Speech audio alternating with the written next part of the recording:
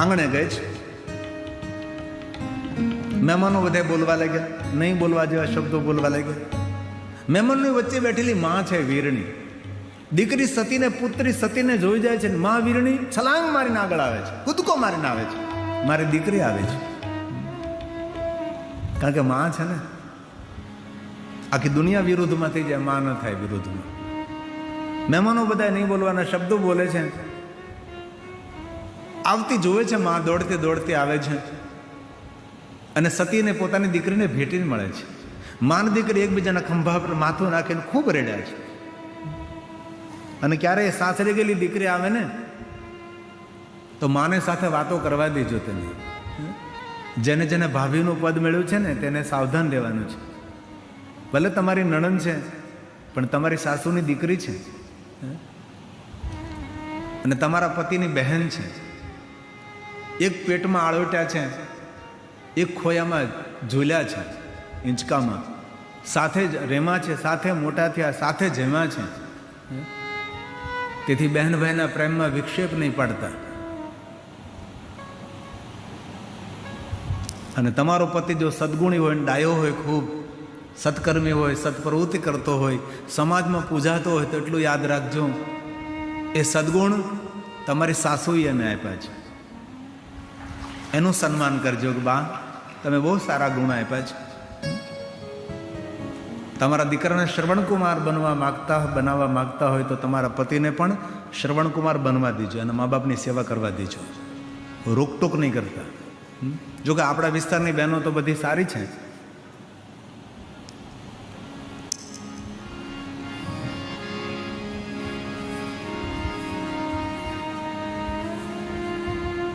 અને બીજું મારી બહેનોને, વાલી બહેનોને પ્રાર્થના, પતિને રાજા બનાવશો તો તમે રાણી બનશો અને પતિને ગુલામ બનાવશો તો તમે દાસી બની જશો. તમારે શું બનવું છે તમારે વિચારવાનું છે. માને દીકરી બહુ પ્રેમથી મળ્યા છે, સુખ દુઃખની વાતો કરી છે. માં તો માં છે ને. અને બહુ હૃદયથી કહું છું, તમારા ઘરમાં જો વયોવૃદ્ધ માં હોય ને તો તમારા જેવો કોઈ ભાગ્યશાળી નથી. ઘરમાં માં જીવે છે. તેના ખોળામાં માથું નાખીને રડવાનું એ ઠેકાણું છે આપણું માં. અને ઘરમાં વયોવૃદ્ધ માં હોય તો ખૂબ સેવા કરજો. ભલે નોકરી થોડીક ઓછી થાય, કામ થોડું ઓછું થાય, થોડું બહાર ઓછું જવાય, પણ વયોવૃદ્ધ માને સમય આપજો, એના ચરણ દબાવજો, તેમની સેવા કરજો, તેને રાજી રાખજો. આપણને જન્મ આપ્યો છે. આપણે જ્યારે નાના હતા ને, જે માએ આપણી સેવા કરે છે ને એમાંથી એક ટકો સેવા માની આપણે નહીં કરી શકીએ. એ માં છે. તેથી ભાઈઓને જ નહીં, બહેનોને પણ મારી પ્રાર્થના છે, ઘરમાં વયોવૃદ્ધ માં હોય, વયોવૃદ્ધ સાસુ હોય, તેને ખૂબ સાચવજો, તેમના ખૂબ આશીર્વાદ લેજો. ભલે લાલાની પૂજા મોડી થાય, રામની પૂજા મોડી થાય, શિવની પૂજા ભલે મોડી થાય, એમાં ભલે પૂજાપાઠમાં મોડું થાય, પણ ઘરમાં વયોવૃદ્ધ દાદા દાદી હોય તેને ખૂબ સાચવજો. એમના આશીર્વાદ જો મળી ગયા ને તને તો બેડો પાર થઈ જશે. જીવનમાં કોઈ વસ્તુની કમી નહીં રહે. તેથી ઘરના વડીલોના મા બાપને ખૂબ સાચવજો, ખૂબ તેને લાગણી આપજો, ખૂબ પ્રેમ આપજો, તેમનો આદર કરજો, તેનું સન્માન કરજો. એવી હૃદયની એક પ્રાર્થના છે. અને માં તો માં છે ને ભાઈ. આ હિન્દી ગીતની છેલ્લી પંક્તિ છે ને એમાં પ્રાણ છે. અંતિમ પંક્તિ પૂરું આખું નહીં ગાય, આપણે સમય નથી એટલે છેલ્લી પંક્તિ છે ને એમાં બહુ સુંદર વાત છે.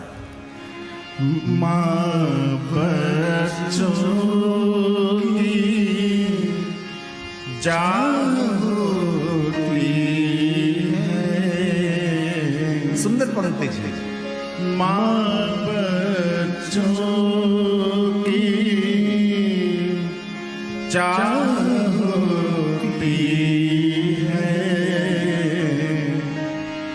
वो होते हैं किस्मत वाले जिनके माँ होती है, वो होते हैं किस्मत वाले जिनके माँ होती. અને આ કથા એક ગુલાબબાના પુણ્યનું ફળ છે. જયેશભાઈના માતુશ્રી છે, એમના પુણ્યનું ફળ છે. તેથી માને ખૂબ સાચવજો, એ હૃદયની પ્રાર્થના છે મારી. તેમનું કામ પહેલાં કરજો, બાકીના કામ બીજા કરજો. એકવાર માં આંખ બંધ કરીને દુનિયા છોડીને જતી રહી ને, હિમાલય પહાડ ખોળી નાખશો ને તો ફરીવાર એ માં તમને નહીં મળે, જેના પેટમાં આપણે 9 મહિના રહ્યા છે, જે માતાનું દૂધ પીધું છે, જે માએ આપણને ગોદમાં સુવડાવ્યા છે, જે માએ ચાલતા શીખવાડ્યા, બોલતા શીખવાડ્યું, વ્યવહાર શીખવાડ્યો છે. તેથી હૃદયની એક પ્રાર્થના, ગિરિબાપુને દક્ષિણા આપવી તો બસ આવી દક્ષિણા આપજો મને કે તમારા ઘરમાં જે વયોવૃદ્ધ માં છે તેનું ખૂબ સન્માન કરજો, ખૂબ તેને આદર આપજો. અંબાજી જઈને તમે દર્શન કરો ને માં અંબાના, એના કરતાં કરોડો ગણું પુણ્ય મેળવું હોય ને તો ઘરની અંદર વયોવૃદ્ધ માં હોય ને એની ખૂબ સેવા કરજો. માં અંબા ત્યાંથી અમૃતનો વરસાદ વરસાવશે. બેટા, સાચી અંબા તો તારા ઘરમાં બિરાજે. તારી માને દીકરી બહુ પ્રેમથી મળ્યા છે. અને મા વીરણી કહે છે, બેટા સતી જા યજ્ઞનારાયણના દર્શન કર, દર્શન કરીને પાછી આવ. આપણે બેઠા બેઠા સુખ દુઃખની વાતો કરીએ મા દીકરી, પણ મા વીરણીને ખબર છે કે આ સતીની છેલ્લી મુલાકાત છે, ફરીવાર સતી નથી મળવાની. માને ક્યાં ખબર છે કે સતી તો હવે દેહ ત્યાગ કરવાની છે. તેથી જીવનમાં પણ ખૂબ યાદ રાખજો, જે જીવનમાં મળે તેની સાથે મધુર અને સારો વ્યવહાર કરજો. એ માણસ પરિવાર મળે ન મળે આપણને શું ખબર છે? જીવનનો કોઈ ભરોસો નથી, જીવનનું પરમ સત્યના રહસ્ય છે. તેથી જીવન માર્ગમાં જે મળે તેની સાથે કોઈ કડવો વ્યવહાર નહીં.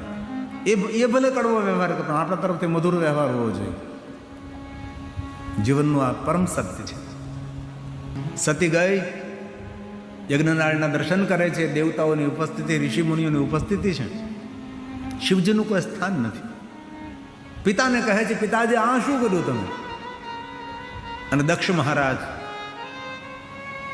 સતીનો અનાદર કરે છે, દીકરીનું અપમાન કરે છે. કોઈ પણ ઘરમાં પુરુષો જ્યારે દીકરીઓનું અપમાન કરવા લાગે, બેન બેટીઓનું અપમાન કરવા લાગે, નારી સ્વરૂપનું અપમાન કરવા લાગે, ત્યારે નિર્ધનતા, દરિદ્રતા અને દુઃખનો જ પ્રવેશ થાય છે. તેથી કોઈ પણ રૂપમાં આપણા ઘરમાં નારી શરીર હોય એનો કોઈ દી અપમાન ન કરવું, કોઈ દી તેનો અનાદર ન કરવો. આજે સતીને યાદ આવ્યું કે મેં કહ્યું હતું દક્ષ મહારાજને કે જ્યારે તમે અહંકારી અભિમાની બનીને જેનો તેનો અનાદર કરવા લાગશો, અપમાન કરવા લાગશો, ત્યારે મારી લીલાનું હું પૂર્ણ કરીશ. સતી આજ ચંદ્રમૌલી બૃહસ્પતિનું ધ્યાન કરે છે, ભગવાન શિવને યાદ કરતાં કરતાં યોગાગ્નિને પ્રગટ કરે છે અને શરીરને શાંત કરે છે. શરીરને શાંત કરે તે સમયે સતી મરત હરિસન ગુરુ માગા જન્મ જન્મ શિવપદ અનુરાગા. છેલ્લા શ્વાસે સતી ભગવાન શ્રી હરિને યાદ કરે છે કે હરિ, જન્મો જન્મ સુધી મને ભગવાન શિવનું સાનિધ્ય મળે. મહાદેવને યાદ કરતી અને ભગવાન વિષ્ણુજીને પ્રાર્થના કરતી સતી પોતાના શરીરને શાંત કરે છે. ભગવાન મહાદેવને કૈલાસમાં ખબર પડે છે, જટામાંથી વીરભદ્રને કાલીને પ્રગટ કરે છે. વીરભદ્રને શંકરજી આજ્ઞા આપે, જાઓ દક્ષને દંડ કરો, તેનો અભિમાન મિથ્યા કરો. આકાશ માર્ગે મોટા લશ્કર સાથે વીરભદ્ર આવી રહ્યા છે. અહીં ભૃગુ ઋષિ દક્ષ મહારાજને કહે છે, દક્ષ મહારાજ બહુ ખોટું કરી રહ્યા છો તમે. યજ્ઞનું ફળ આપનારા મહાદેવ છે, જજમાનનું કલ્યાણ કરનારા મહાદેવ છે, સૌનું સુખ અને શાંતિ આપનારા શિવ છે, અને તમે ભગવાન શિવનો અનાદર કરી રહ્યા છો. હવે તમારી કોઈ રક્ષા નહીં કરી શકે. આકાશ માર્ગે આકાશવાણી થવા લાગી. સૌ સાંભળતા સાંભળતા પોતાના સ્થાનને છોડી છોડીને પોતાના લોકમાં જવા લાગ્યા છે. કોઈ મહેમાન ઉપસ્થિત નહીં, બધા જ ભાગી ગયા, બધા ભાગ્યા. જે આમંત્રણે માન આપીને આવેલા હતા સૌ જતા. એક જ મહાપુરુષો ગોર્યો ભૃગુ ઋષિ, જે દક્ષ મહારાજના ગુરુ છે. તેથી દુનિયામાં બધા લોકો સાથ છોડી દે, પણ આપણે જે સદગુરુ હોય ને એ રોજ માટે આપણી સાથે હોય છે. તેની ચેતના, તેનું તપ, તેનું જપ, એમની પ્રાર્થના આપણી સાથે હોય છે. તેથી એક ભૃગુ ઋષિ ઉભા રહ્યા છે, સૌ ભાગી ગયા છે. વીરભદ્ર આવે છે, યુદ્ધને રોકવા માટે પ્રયાસ કર્યો, પણ યુદ્ધ ન રોકાણું અને યુદ્ધના પરિણામ સ્વરૂપે દક્ષનું ધડથી મસ્તક અલગ થાય, યજ્ઞ કુંડમાં બળીને ભસ્મ થાય છે. ભૃગુને બહુ દુઃખ થયું. એક બાજુ જોયું તો સતીનું શબ પડ્યું છે, બીજી બાજુ સતી અને એક બાજુ દક્ષ મહારાજનું ધડ અને મસ્તક યજ્ઞકુંડમાં બળે છે. ભૃગુ ઋષિ આ દ્રશ્ય જોવાનું નહીં. દક્ષ મારો શિષ્ય છે, મેં એનું અન્ન ખાધું છે, એને મારું સાનિધ્ય સ્વીકાર્યું છે, એનું કલ્યાણ કેવી રીતે થાય? તેથી ભૃગુ ઋષિએ ભગવાન શિવને પ્રાર્થના કરી છે. અને મહાદેવ ત્યાં ઉપસ્થિત થાય છે અને મહાદેવ સ્વયં કહે છે, ભૃગુ આપ કહો મને, મારા દક્ષને જીવિત કરો. કેવી રીતે જીવિત કરું? મસ્તક તો અગ્નિકુંડમાં બળીને ભસ્મ થયું છે. ભગવાન, હું જાણું છું ભ્રુકુટી માત્રથી જગતનું સર્જન કરી શકો છો, દક્ષને જીવિત કરો ભગવાન. એ સમયે ભગવાન મહાદેવ કહે, ભૃગુ મસ્તક લઈ આવો. ભૃગુ ઋષિ જાય છે, પશુનું મસ્તક લાવે છે, મહાદેવના હાથમાં આપે. સજ્જન મંત્રનો પ્રયોગ કરી દક્ષ મહારાજને પશુ મસ્તક વડે જીવિત કરે છે, બકરાનું મસ્તક. દક્ષ મહારાજ ભગવાન શિવની સ્તુતિ કરે છે, ભગવાન મને ક્ષમા કરો, અભિમાન અહંકારમાં મને ખબર નહીં રહી, મેં તમારો અનાદર કર્યો ભગવાન. અને બહુ સુંદર પ્રાર્થના છે. દક્ષ મહારાજ પશુ મસ્તક વડે શિવની સુંદર સ્તુતિ કરે છે. એક પંક્તિ બોલું છું. નમામિ દેવં વરદં વરેણ્યં નમામિ દેવં ચ સદા સનાતનં નમામિ દેવાધિમવીશ્વરં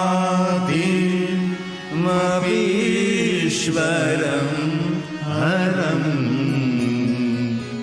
નમામિ શંભો જગદેકબંધુ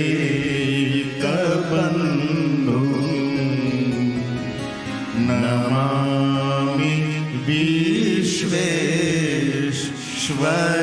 વિશ્વરૂપં સનાતनं બ્રહ્મ નિજાત્મરૂપં. હે મહાદેવ, નમામિ સર્વં નિજ ભાવ ગમ્યં વરં વરેણ્યં વરદં નતોસ્મિ વરં વરેણ્યં વરદં નતોસ્મિ. મહાદેવ કહે, દક્ષ મહારાજ દ્રઢ પ્રતિજ્ઞા લેજો, કોઈ સાથે એવો વ્યવહાર નહીં કરતા કે આ તમારા વ્યવહારથી કોઈને દુઃખ થાય. જેવો વ્યવહાર તમે બીજા સાથે કરશો એવો વ્યવહાર તમારા માટે ફલિત થશે. ભગવાન શંકરજી દક્ષ મહારાજ સાથે સુંદર સંવાદ કર્યો છે. તેથી આ વાતને સૌએ યાદ રાખવાની છે, ગાંઠ બાંધી લેવાની છે આ વાતની. ધ્યાન દીજીએ, કોઈ પણ સાથે એવો વ્યવહાર ન કરો કે આપણા વ્યવહારથી તેને દુઃખ થાય, આપણા વ્યવહારથી તેનું અપમાન થાય. આપણી બોડી લેંગ્વેજ પણ એવી નહીં હોય છે કે એનો આપણે અનાદર કરી અપમાન કરી રહ્યા હોય છે. ઘણીવાર આપણે બોલીને અપમાન ન કરતા હોય, પણ આપણી બોડી લેંગ્વેજ એવી હોય અને તમારા શબ્દો જે પ્રભાવ પડે ને એના કરતાં તમારી બોડી લેંગ્વેજ વધારે પ્રભાવ પાડે. તમે કોઈને આવકાર આપો તો આપતા હોય, પણ તમારા મોઢામાં તમારો ભાવ છે ને એ અંદરની જે ઉર્જા છે ને એ છલકાવતો હોય છે. તેથી આપણે સૌએ આ નાનકડા નિયમો લેવાના છે. કોઈનો અનાદર નહીં, બધા કોઈનું સન્માન ન કરી શકે, કોઈનો અનાદર નહીં, કોઈનું અપમાન નહીં, કોઈ સાથે એવો વ્યવહાર નહીં કરવાનો કે આપણા વ્યવહારથી તેને દુઃખ થાય. આવું બધું આપણે શીખવાનું છે. જો કે તમે તો સૌ ભણેલા ગણેલા ડાયા માણસો છો, પણ તો પણ હું કહું, જીવન એટલું સુંદર કંડારજો, સુંદર જીવનની એવી સુંદર ડિઝાઇન કરજો એ આપણા જીવનની સુંદર ડિઝાઇન કોઈને આકર્ષે, આપણું જીવન કોઈના માટે પ્રેરણા બને કે જીવન તો આને કહેવાય. અંતે ભગવાન મહાદેવ જે સત્યના શબ્દને ઉઠાવે છે, હાથમાં લઈને યાત્રા કરવા લાગે છે.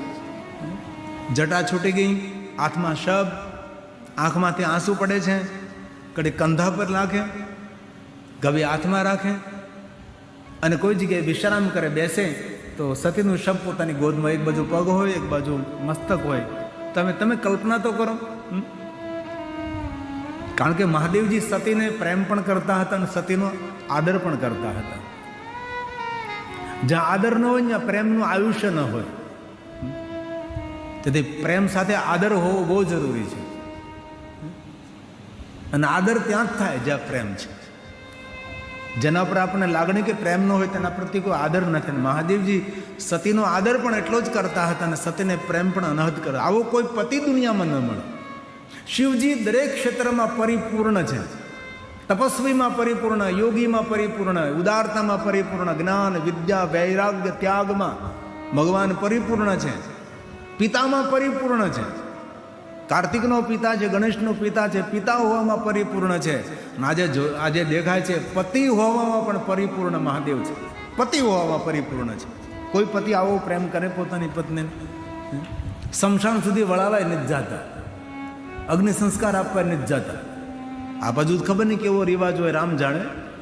અમારી બાજુ તો એવો રિવાજ છે કે પતિ જો પત્નીને શમશાન સુધી વળાવવા જાય ને તો એ પતિ બીજા વિવાહ ન કરી શકે.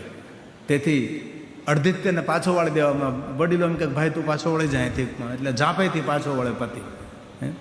70 વર્ષે પત્ની મરી ગઈ હોય તો 70 વર્ષે પાછો વળે. હજી આ થાક્યો નહીં હોય માળો.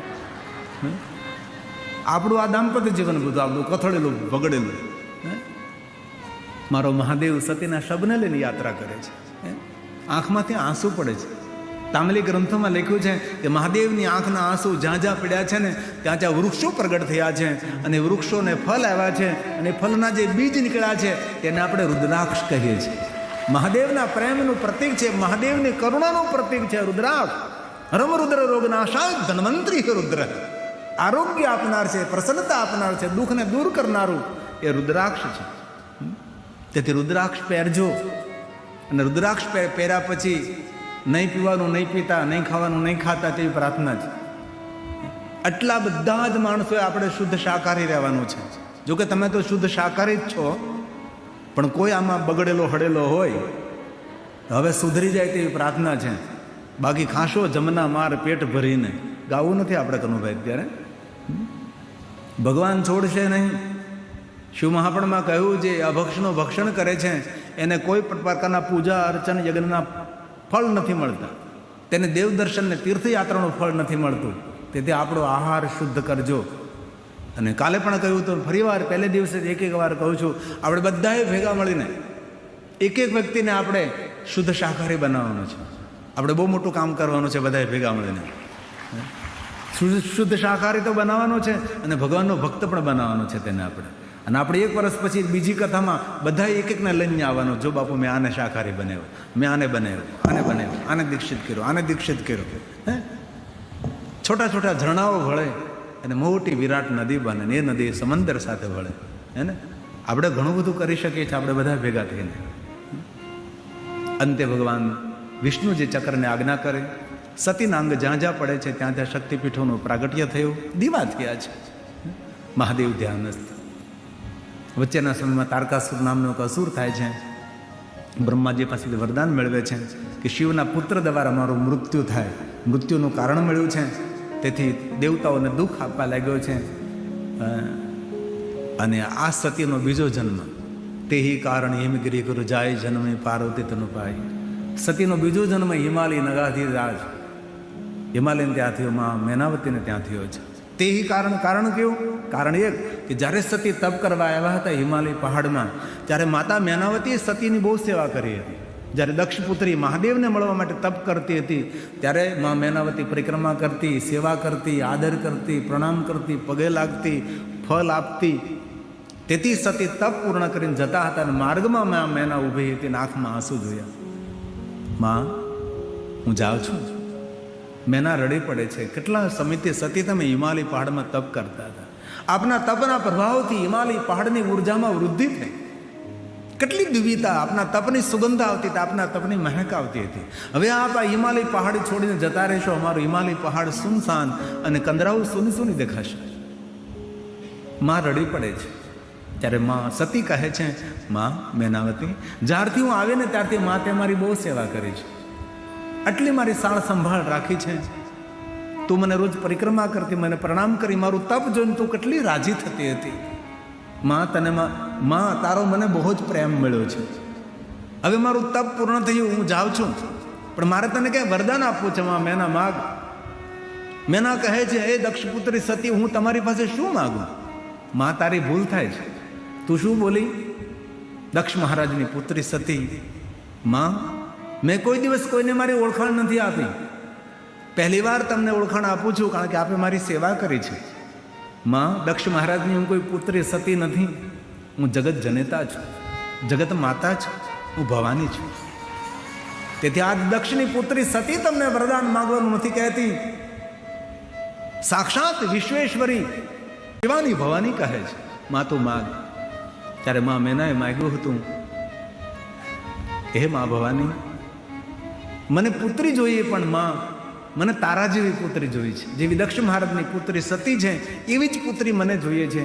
ત્યારે ભવાની કહે છે, ચતુર બાપની બેટી છે, પ્રશ્નો કરનારી છે. તેથી માં ફરીવાર તો આ અવતાર નહીં મળે, પણ માં હું તને વચન આપું છું, હવે મારો બીજો જન્મ થશે અને જ્યારે હું બીજી વાર પ્રગટ થઈશ ત્યારે માં તારા આંગણે હું તારી દીકરી બનીને આવીશ ને નામ મારું પાર્વતી રહેશે. તે કારણ એમ ગરી ગરો જાય જન્મે પાર્વતી તેનો પાય. અનેક કારણોનું એ પણ એક કારણ છે. તેથી સતીનો બીજો જન્મ હિમાલયને ત્યાં માતા મેનાવતીને ત્યાં પાર્વતી તરીકે થયો હતો. અને નારદજીએ પાર્વતીની સામે મહાદેવની કથાઓ સંભળાવી અને પાર્વતીનું મન ભગવાન શિવજીમાં લગાડી દીધું છે. જેમ મેં 9 દિવસ અમને મહાદેવની કથા સંભળાવીને તમારા મનમાં મહાદેવ પ્રગટ કરી દીધા છે. અને ભાગ્ય જ કોઈ એવો હશે જે આજથી મહાદેવને નહીં ભાળે, બાકી તેને આજુબાજુ ઉપર નીચે મહાદેવ જ દેખાય. ને હું તો ભગવાનને પ્રાર્થના કરું છું, આજે રાત્રે તમને સપનું આવે ને તેમાં મહાદેવ જ આવવા જોઈએ, શંકર ભગવાનના સપનામાં દેખાવા જોઈએ. અગર 9 દિવસ સુધી મહાદેવ મહાદેવ મહાદેવ મહાદેવ આપણે કર્યું છે. અને હવે પાર્વતી નારદને કહે છે કે એ નારદજી, મારે મહાદેવને મળવું તો શું કરવું પડે? તપ કરવું પડે. તપ વગર મહાદેવ ન મળે. તેથી નારદજીના કહેવાથી માર્ગદર્શન પ્રમાણે હિમાલય પહાડમાં પાર્વતી તપ કરે છે. અહીં શિવજી ધ્યાનસ્થ છે. વચ્ચેના સમયમાં તારકાસુર નામનો અસુર શિવ દ્વારા પુત્ર જન્મે તો જ મૃત્યુ થાય. હવે પાર્વતીએ દ્રઢ સંકલ્પ કર્યો કે મારે મહાદેવ સાથે લગ્ન કરવા છે. દેવતાઓ કહે પાર્વતીને મહાદેવ સાથે લગ્ન કરવાનું, મહાદેવ તો ધ્યાનસ્થ છે. અને જગાડા કોણ? ઇન્દ્ર પાસે. ઇન્દ્રે પોતાના મિત્ર કામદેવને કહ્યું. કામદેવ રતિ સાથે ગયા. શિવ શંકર ભગવાન ખૂબ પ્રયોગ કર્યા, પણ મહાદેવ તો મહાદેવ. ત્રીજું નેત્ર ખોલીને કામને બાળીને ભસ્મ કરે છે, રતિને વરદાન આપે, કામદેવનું કલ્યાણ કરે છે. યદુવંશમાં ફરી તારો પતિ પાછો પ્રાપ્ત થશે. આવી બધી સુંદર સુંદર કથાઓ ફરી ભગવાન ધ્યાન દે. હવે દેવતાઓ મૂંઝાણા, કામને બાળીને ભસ્મ કર્યો. હવે શિવ શંકર જગાડે કોણ? મહાદેવજીનો. નારદ પાસે ગયા છે. નારદે કહ્યું, મહાદેવને જગાડવા માટે બળ બુદ્ધિનો પ્રયોગ ન કરાય, પ્રાર્થના કરાય. દેવતાઓ નારદને ઋષિમુનિઓ શંકર ભગવાને પ્રાર્થના કરી. મહાદેવ જાગ્યા છે અને દેવતાઓએ કહ્યું કે મહાદેવ, હિમાલયના પુત્રી પાર્વતી તમારી સાથે પરણવા માટે તપ કરે છે અને તમે પાર્વતી સાથે પરણો, તમારા દ્વારા સંતાન જન્મે, તારકાસુરના ત્રાસમાંથી મેં મુક્ત બની. મહાદેવ કહે, દેવતાઓ તમારા સૌના મંગલ અને કલ્યાણ અને સુખ માટે હું બીજા લગ્ન કરીશ. આપ તમારા લોકમાં જાઓ. ભગવાન શિવ કૈલાસ ગયા છે. સપ્તઋષિઓને પાર્વતીને આશીર્વાદ આપવા માટે મોકલ્યા છે. પાર્વતીના આશીર્વાદ મળ્યા છે, આવતા રહે છે. અને પછી ભગવાન શિવ અને પાર્વતીના વિવાહની સુંદર સુંદર કથા છે. શિવ પાર્વતીના સુંદર વિવાહ થાય પાર્વતી ખંડની અંદર છે, રુદ્ર સંહિતામાં. અને શિવ પાર્વતીના વિહારની કથા, વિચરણની કથા છે. અને સમય જતાં શિવ પાર્વતી દ્વારા પુત્ર જન્મે છે, જેમનું નામ ભગવાન કાર્તિકેય છે, ષડાનંદ છે, સ્કંદ છે. દેવતાઓનો સેનાપતિ બને છે, તારકાસુરનો અંત કરે છે. અને કાર્તિક સ્વામીનો જય જયકાર થાય છે. અને કાર્તિક સ્વામી શૈલ પહાડ પર જઈને તપ કરે, કૃષ્ણ નદીના તટ પર, જ્યાં મલ્લિકાર્જુન મહાદેવનું સુંદર આપણું બીજું જ્યોતિર્લિંગ છે. ભગવાન કાર્તિકેયની કથા શિવપુરાણમાં સુંદર કહે છે. ત્યાર પછી ભગવાન શિવ અને પાર્વતીના બીજા પુત્ર છે, જેમનું નામ છે ભગવાન ગણેશ. વિઘ્નને હરનારા છે અને મંગળ કરનારા છે આપણું. એવા ભગવાન ગણેશની સુંદર કથા છે, જેમને યાદ કરવા માત્રથી આપણું સર્વ મંગલ થાય, સર્વ વિઘ્નો જતા રહે. ઘરમાં ગણેશની પૂજા રાખવી તેવી પ્રાર્થના છે. ઘણા સંપ્રદાયવાળાએ ઘરમાં ગણેશ નથી રહેવા દીધા. આમાંથી કોઈના ઘરમાં ગણેશ ન હોય તો આજે વિશેષ પ્રકારે ભગવાન ગણેશને ઘરમાં બિરાજમાન કરજો. મને ખબર છે ઘણા વિચારધારાવાળો ગણેશ ઘરમાંથી દૂર કરાવે છે. ગણેશ વગર આપણો ઉદ્ધાર નથી. આપણા દીકરાના લગ્ન થાય તો પહેલું ગીત તો ગણેશનું જ ગાઈએ ને આપણે. આપણી પૂજાનો પ્રારંભ થાય તો પહેલી પૂજા ગણેશ ભગવાનની જ આવે. અત્યારે લગ્ન ગીત ગાવું નથી આપણે. કનુભાઈ પાછા પેટી લઈને સાવધાનથી છે, લગ્ન ગીત ગાય, એ તો લગ્ન ગીત ગાવે. તેથી ઘરમાં ગણેશ ભગવાનની પૂજા રાખજો, ઘરમાં શંકર ભગવાનની પૂજા રાખજો, ઘરમાં વિષ્ણુ ભગવાનની પૂજા રાખજો, ઘરમાં માતાજીની પૂજા રાખજો. અને પ્રત્યક્ષ દેવતા સૂર્યનારાયણને રોજ પ્રણામ કરજો. આરોગ્ય મળશે, આયુષ્ય મળશે, કીર્તિ મળે ભગવાન સૂર્યનારાયણને પગે લાગવાથી. અને તંદુરસ્ત રહેવા માટે રોજ અડધો કલાક, 1.5 કલાક સૂર્યપ્રકાશમાં કોટન વસ્ત્ર પહેરીને રહેજો, અથવા થોડું ખુલ્લું શરીરે એવી રીતે રહેજો. પસીનો છૂટી જાય એટલો દરરોજ સૂર્યપ્રકાશ લેજો. રોજ સૂર્યપ્રકાશથી શરીરમાંથી એટલો પસીનો નીકળવો જોઈએ. હૃદયથી કહું છું, કેન્સર જેવા કેન્સર રોગો પણ સારા થઈ જાય, ભયંકર રોગો સારા થઈ સૂર્યપ્રકાશથી. રામ શર્મા આચાર્ય મારા ગુરુદેવ ગાયત્રી પરિવારે પૂરી બુક લખી સૂર્યપ્રકાશ ઉપર, સૂર્યપ્રકાશથી થતા લાભ. ફૂલ ક્યારે ખીલે? જ્યારે સૂર્યના કિરણો નીકળે છે. તેથી આપણે ક્યારે ખીલીએ? જ્યારે સૂર્યનો પ્રકાશ લઈએ છીએ. તેથી ઘરમાં પુરાય નહીં રહેતા, પંખામાં બેઠા નહીં રહેતા, એસી કરીને બારી બારણા કરીને સૂતા નહીં રહેતા. સવારમાં ભગવાન સૂર્યનારાયણ નીકળતા હોય ને પગે લાગીએ અને સુંદર પ્રાર્થના કરીએ, સૂર્ય નમસ્કાર કરીએ. હે ને? તો ભગવાન ગણેશ, ભગવાન કાર્તિકેયની કથા, મહાદેવના જેટલા નામ છે એટલી સુંદર સુંદર કથાઓ છે. 12 જ્યોતિર્લિંગની કથાઓ છે, અન્ય કથાઓ, દિવ્યતાથી ભરેલી સુંદર કથાઓ શિવ મહાપુરાણની અંદર છે. બ્રહ્માજી બ્રહ્મલોકમાં કહે છે, નારદજી યુગો સુધી આપને હું કથા કહેતો રહું તો પણ આ કથા પૂર્ણ ન થાય, એવી ભગવાનની કથા છે. હે નારદ, બસ કથાનો અર્થ એક જ રહેશે, ભજન કરજો મહાદેવનું. જ્યાં શિવાલય હોય ત્યાં દર્શન કરવા જાજો નારદ. બ્રહ્માજી કહે છે, હે નારદ, હું કથાને વિરામ તરફ લઈ જાઉં છું. બ્રહ્માજીએ નારદને ભગવાન મહાદેવની ઘણી કથાઓ સંભળાવી. નારદજી કથા સાંભળીને કહે છે, બ્રહ્માજી હજી પણ સાંભળવાની ઈચ્છા છે. કથા સાંભળવાનો ઓટકાર ન આવે, હજી સાંભળવું છે.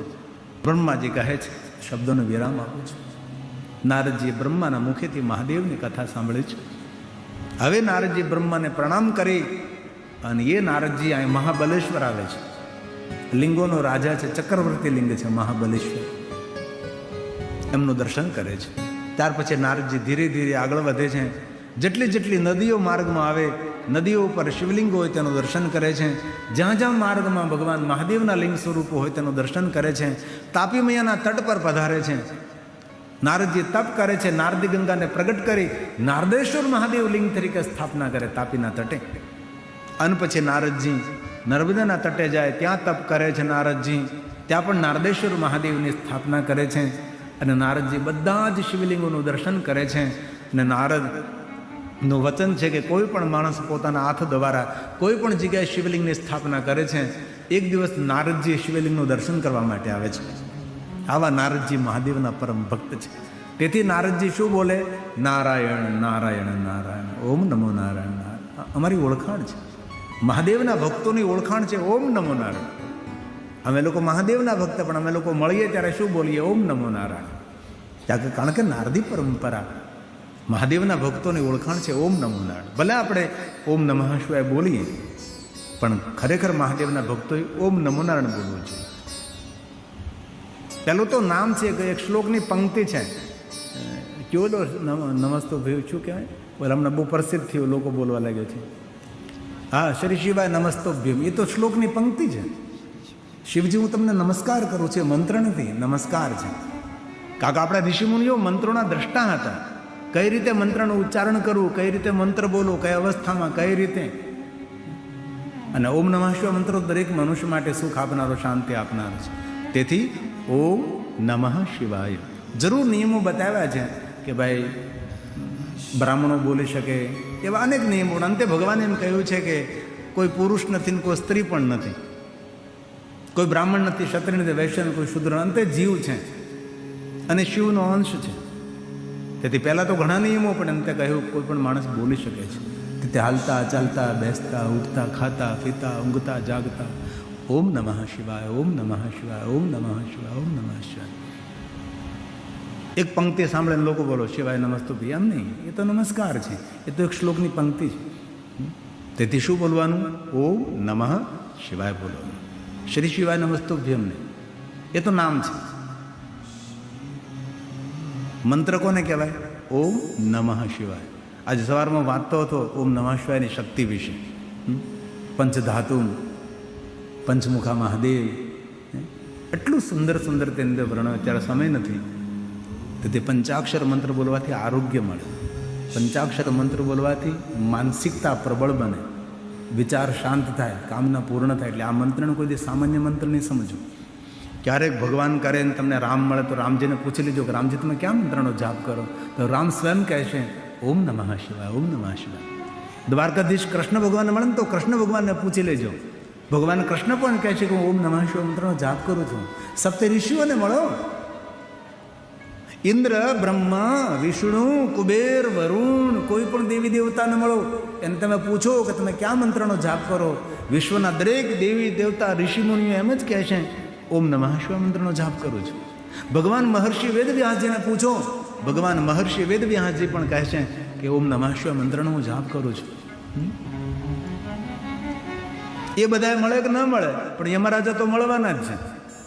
યમરાજાને પૂછી લો કે યમરાજા ક્યાં મંત્રનો જાપ કરો તો યમરાજા પણ કહે છે કે મારો ઈષ્ટ મંત્ર છે ઓમ નમઃ શિવાય. તેથી આજથી હાલતા ચાલતા બેસતા ઉઠતા ખાતા પીતા ઊંઘતા જાગતા ઘરમાં વનમાં શમશાનમાં પવિત્ર અવસ્થામાં અપવિત્ર અવસ્થામાં કોઈ પણ સ્થિતિમાં નિરંતર ઓમ નમઃ શિવાય, ઓમ નમઃ શિવાય, ઓમ નમઃ શિવાય, ઓમ નમઃ શિવાય. માળા કરતા ને તો માળા શીખી લો કેવી રીતે માળા કરાય, માળા કરવાના નિયમો કયા, એ બધું શીખવું પડે. કે આપણી હિન્દુ ધર્મની એક આ મોટી નબળાઈ છે. આપણે કોઈ મંદિરોમાં ટ્રેનિંગ સ્કૂલ નથી હોતી. પહેલાં લોકોને મદરેસામાં, તેની મસ્જિદમાં એ લોકો શીખવાડે, આમ નમાજ કરાય, આમ કરાય, આમ નમાજ પઢાય, આમ રીતના કલમાં. આપણને કોઈ શીખવાડવું નથી આવતું. એટલે આપણે લોકોને માળા કરતા નથી આવડતી, પ્રાર્થના કરતા નથી આવડતી, પૂજા કરતા નથી આવડતી. આ બધા અમારા વિપ્ર કુમારો તો પાઠશાળામાં ભણ્યા હોય. અમારા ધ્રુવભાઈ પાઠશાળામાં ભણેલા છે, આ બંને અમારા વિપ્ર કુમારો પાઠશાળામાં ભણેલા છે. એ લોકોને બધું આવડતું હોય, પૂજા અર્ચન દર્શન, કે આપણને બધું ખબર ન હોય. પણ આપણે ભોળાના ભગવાન કરતા જાઓ, ઘરનું કામ લેતા જાઓ, હરિનું નામ. હરિને ભજતા રે હજુ કોઈને લાજ જતી નથી જાણે ભાઈ. ભગવાનનું ભજન કરજો, લાજ ભગવાન તમારી રાખશે.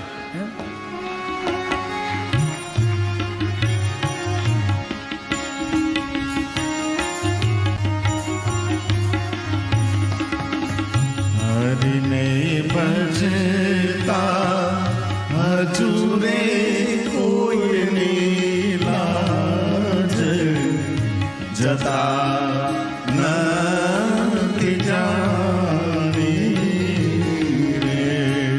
હરિને ભજતા હજુ રે કોઈની લાજ જતા પણ શરત કઈ શરત છે?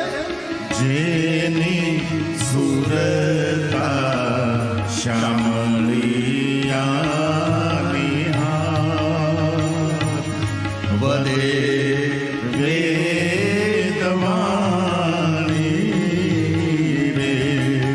જેની સુરતા શ્યામળિયાની હાથ વદે વેદવાણી રે.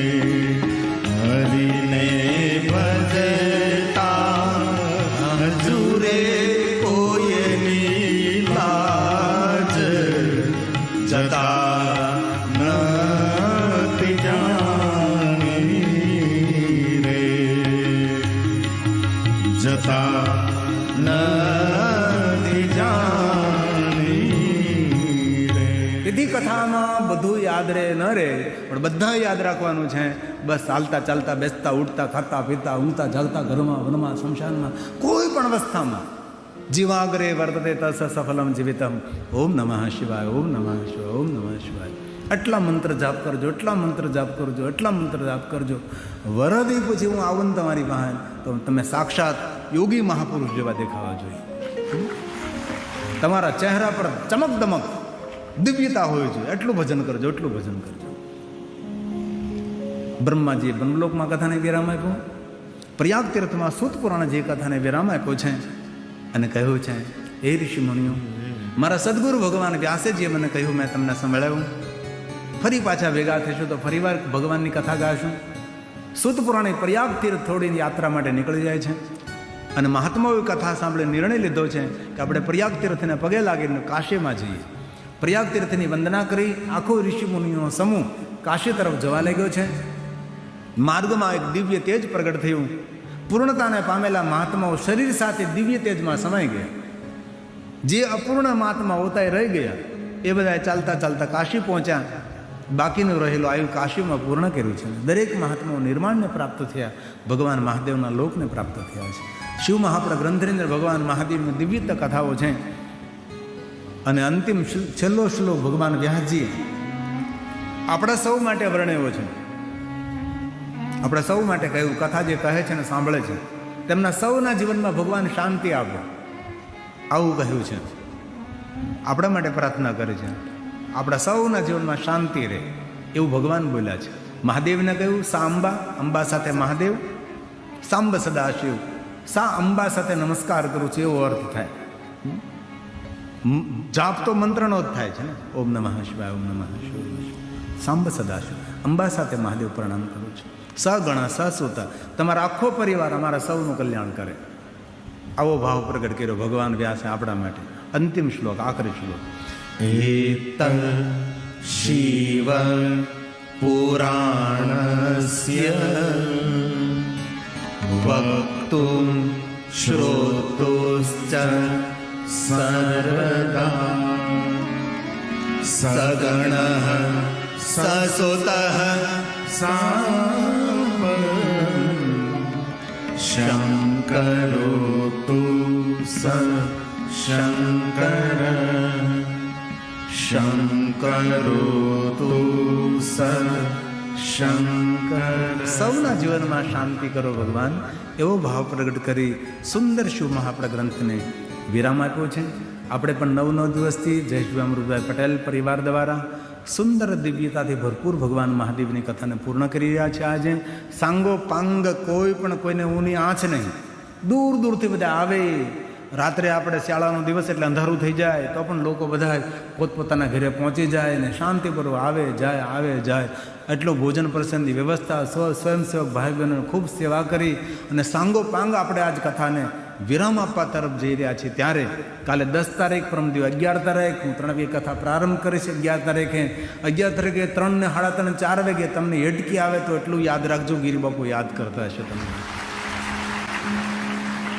ખૂબ પ્રસન્નતા અને ખુશી વ્યક્ત કરું છું, ખૂબ આનંદની લાગણી અનુભવું છું.